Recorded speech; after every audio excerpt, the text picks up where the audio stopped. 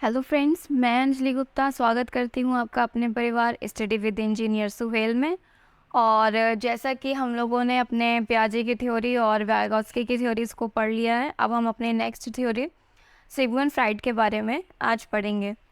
ठीक है, तो फिर चलते हैं। सिगमंड फ्राइड ने क्या हुआ, मनोविश्लेषणात्मक सिद्धांत दिया। ठीक है, इन्होंने क्या किया, मन का विश्लेषण किया, मतलब मन का एनालिसिस किया। ठीक है, मन और मस्तिष्क का एनालिसिस करने पे जो इन्हें मिला, प्राप्त हुआ, उसके बारे में इन्होंने उसके हिसाब से इन्होंने मन को क्या है, 3 प्रकार में जो है वो डिवाइड कर दिया। ठीक है, तो मनोविश्लेषणात्मक सिद्धांत किसने दिया है? सिगमंड फ्राइड ने दिया है, जिसे हम कहते हैं साइको एनालिसिस थ्योरी। ठीक है, इनका जन्म हुआ था 6 मई 1856 को वियना में। और वियना कहाँ की राजधानी है? ऑस्ट्रिया की। ठीक है, सिगमंड फ्राइड को मनोविश्लेषणवाद का जनक कहा जाता है। सिगमंड फ्राइड को क्या कहते हैं? मनोविश्लेषणवाद का जनक कहा गया। ठीक है, मन का इन्होंने विश्लेषण किया। ये एक दिमाग के डॉक्टर थे। ठीक, फिर इन्होंने क्या किया, जो टाइप्स ऑफ माइंड है वो दिए, मन के 3 प्रकार दिए। पहला प्रकार है इनका चेतन मन, कॉन्शियस माइंड। सेकेंड है इनका अचेतन मन, unconscious mind. And third one is अर्ध चेतन मन, सब कॉन्शियस माइंड। ठीक है, इन्होंने 3 प्रकार के जो है वो मन दिए। हम इन तीनों को जो है वो अच्छे से डिटेल में पढ़ेंगे। ठीक है, इन्होंने हमारे दिमाग को क्या कहा? आइसबर्ग बताया। ठीक, आइसबर्ग क्या होता है? हिमखंड। तो इन्होंने हमारे दिमाग को जो आइसबर्ग बताया है, तो ये कुछ इस तरह का, अगर आइसबर्ग आप लोगों ने मतलब थोड़ा बहुत देखा हो। ठीक है, ये है आपका वाटर लेवल। ठीक,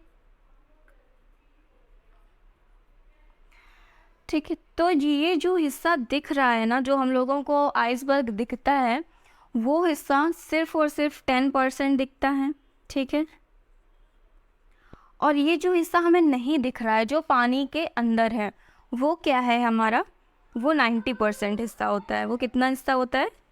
90%। ठीक है, तो ये जो 10% हमें दिख रहा है, ये है क्या? चेतन मन।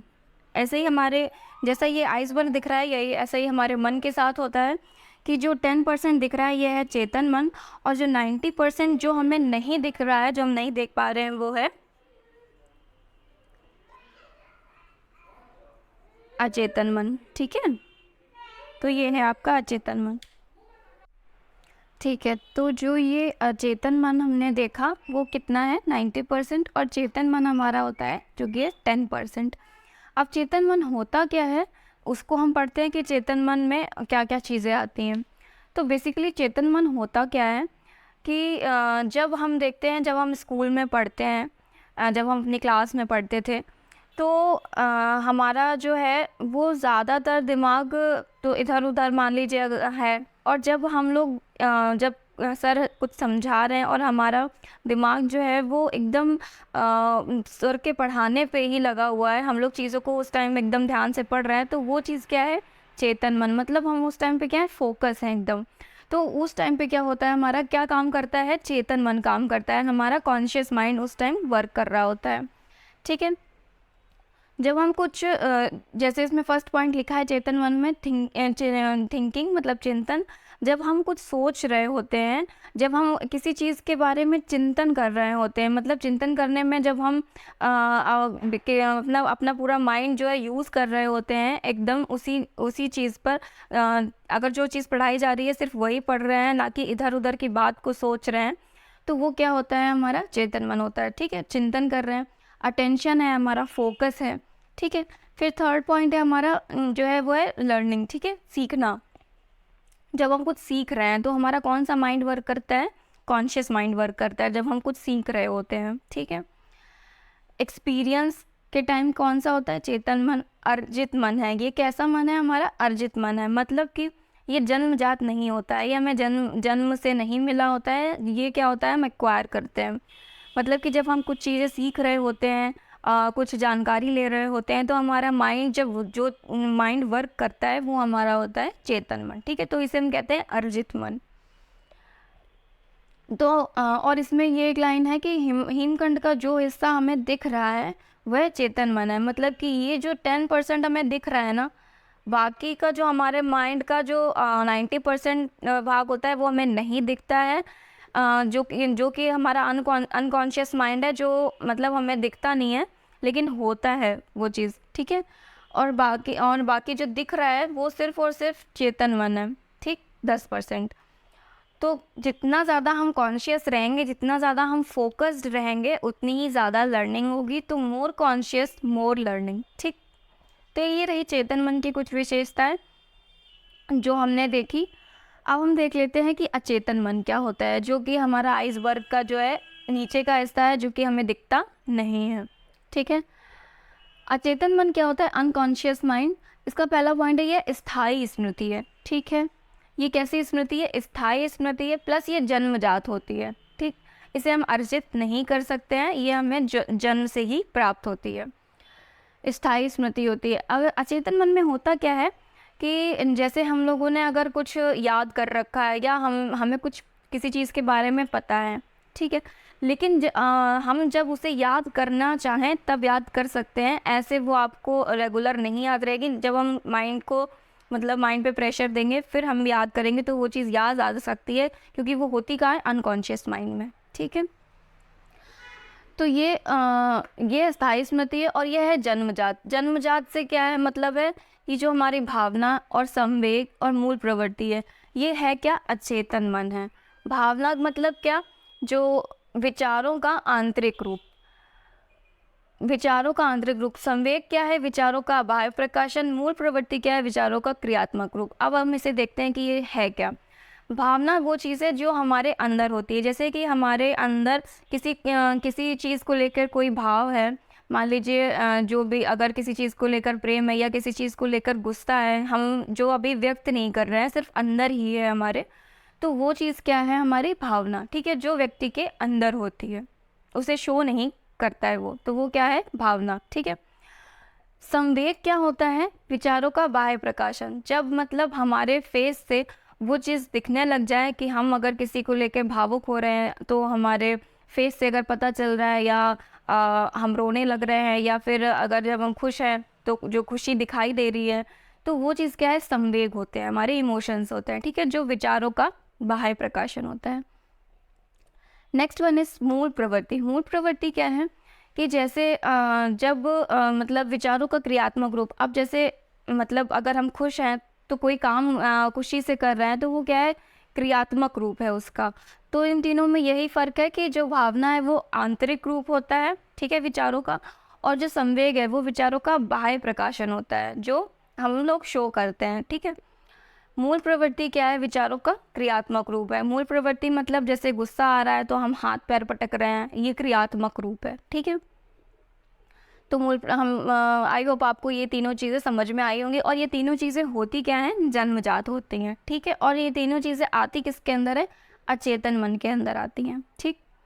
व्यक्ति में 90% जो है वो क्या है? अचेतन मन होता है। इच्छाओं का भंडार गृह होता है। ये जो मन होता है वो कैसा होता है? इच्छाओं का भंडार गृह होता है, ठीक है। ओके, तो अब हम लोग क्या करते हैं, अपने नेक्स्ट जो है वो सब कॉन्शियस माइंड, इसको भी देख लेते हैं। अर्ध चेतन मन क्या होता है? इसमें क्या है? अपूर्ण याद रहता है। अर्ध चेतन मन में क्या है? अपूर्ण याद रहता है चीज़ों को, मतलब चीज़ें ज़्यादा नहीं याद रहती हैं, थोड़ी थोड़ी सी याद आ रही होती है। जैसे हमारे एग्ज़ाम्स में होता है कि हमने यहाँ कहीं पर पढ़ा हुआ है, मगर जो है ऑप्शंस देख के फिर हम लोग मतलब एलिमिनेट कर देते हैं कुछ ऑप्शन को, और कुछ को फिर कुछ में डिसाइड करते हैं, दो में, कि ये इनमें से क्या हो सकता है। तो वो क्या है? सबकॉन्शियस माइंड जो है हमारा उस टाइम वर्क कर रहा होता है, ठीक है। चीज़ें क्या होती हैं? अपूर्ण याद रहती हैं। फिर क्या है? सपने देखते समय जब हमारा कौन सा मन काम करता है, वो है अर्धचेतन, ठीक है। नशा करते समय, और ये भी कैसा? ये है अर्जित मन। तो आपने देखा कि जो अर्धचेतन मन है वो भी अर्जित मन है, और जो चेतन मन है वो भी अर्जित मन है। लेकिन जो आपका अचेतन मन है वो आपका क्या है? जन्मजात होता है, जन्मजात मन है, ठीक है। विद्यार्थियों के लिए महत्वपूर्ण मन, ठीक है, जैसे बताया आपको कि चीज़ें क्या हैं जो अपूर्ण याद रहती हैं, तो वो हमारा कौन सा माइंड उस समय वर्क कर रहा होता है? सबकॉन्शियस माइंड, ठीक है। तो आपको ये समझ में आया होगा। और हाँ, सिगमंड फ्राइड ने क्या है ये जो टाइप्स ऑफ माइंड तो दिया ही, साथ में जो ह्यूमन बिहेवियर है उसके भी टाइप्स बताए हैं। आपने सुना होगा इड, ईगो और सुपर ईगो के बारे में, ठीक है, तो उसको भी हम जान लेंगे। इन्होंने क्या है 2 चीज़ें बताएंगे, एक तो मन के प्रकार और एक तो जो है बिहेवियर के टाइप बताए हैं, ठीक है, दूसरी चीज़, तो उसको भी हम लोग देख लेंगे। आप जब तक इसका स्क्रीनशॉट ले लीजिए एक बार। देखिए तो अभी तक हम लोगों ने बात की मन के प्रकार के बारे में, जो कि सिगमंड फ्राइड ने दिया, ठीक है। अब हम लोग बात कर लेते हैं कॉन्सेप्ट ऑफ ह्यूमन बिहेवियर के। इन्होंने व्यवहार के बारे में कौन सी बात कही है, ठीक है। तो इन्होंने व्यवहार को है जो वो 3 टाइप में डिवाइड कर दिया है। पहला है इड, और दूसरा है ego, and third one is super ego, ठीक है। तो जो इड है हमारा, इसे हम कहते हैं इद या इदम, जो कि है जन्म से शुरू होता है, ठीक है, जो कि जन्म से शुरू होता है, आपके 3 साल की एज तक रहता है। तो इसमें क्या करते हैं बच्चे, जो है वो पशुवत व्यवहार इनका रहता है। व्यवहार कैसा रहता है इनका इड में? पशुवत व्यवहार रहता है। सही गलत में फ़र्क नहीं पता होता है, सिर्फ उन्हें अपना दिखता है, ठीक है। और इसमें होता क्या है, मन इनका होता है क्या, अचेतन, मतलब इन्हें क्या होता है, सिर्फ अपना सुख दिखाई देता है। तो इसे याद रख सकते हैं कि अचेतन मन में क्या है, सुख का सिद्धांत एड में आता है, ठीक है, सिर्फ अपना सोचते हैं इसमें। फिर है ईगो, जो कि है अहम, 3 से 6 वर्ष के बीच में रहता है ये अहम ईगो। इसमें क्या होता है, मानवीय व्यवहार होता है, पहले अपना फिर दूसरों के लिए सोचना, ठीक है, पहले अपना सोचना फिर दूसरों के लिए सोचना। इसमें मन कौन सा आता है आपका, अर्धचेतन मन, ठीक है, सबकॉन्शियस माइंड आता है इसमें। ये क्या होता है, वास्तविकता का सिद्धांत होता है, ठीक है। अभी मैं समझाऊंगी इसको कि इसको कैसे एग्जाम्पल से आप याद रख सकते हैं, ठीक है। पहले अभी देख लेते हैं। सुपर ईगो परम अहम या परम अहम, जो जिसमें आता है आपका 5 वर्ष से अधिक में ये स्टार्ट हो जाता है। और इसमें आता है आपका नैतिक व्यवहार सिर्फ दूसरों के लिए, ठीक है, सिर्फ दूसरों के लिए करना, नैतिक व्यवहार इसमें सीख जाते हैं। चेतन मन होता है इसमें, और आदर्शवादी सिद्धांत होता है। इसमें क्या होता है, आदर्श वाली बात होती है, ठीक है, सुपर ईगो में। अब हम इसको कैसे याद रख सकते हैं, या इसको समझने के लिए जो है वो एग्जाम्पल देखते हैं क्या है। जैसे मान लीजिए कि बच्चे जो हैं वो क्लास में पढ़ रहे हैं, अब उनका आया एग्ज़ाम या टेस्ट, ठीक है।